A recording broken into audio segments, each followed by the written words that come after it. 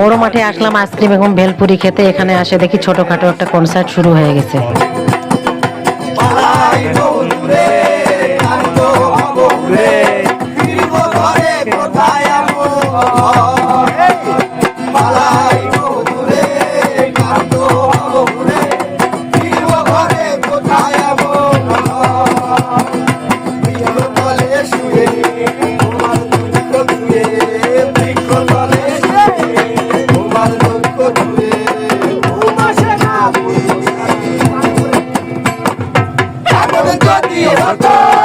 আমি পাখির মতো উড়ে উড়ে বেড়াই সারাক্ষণ,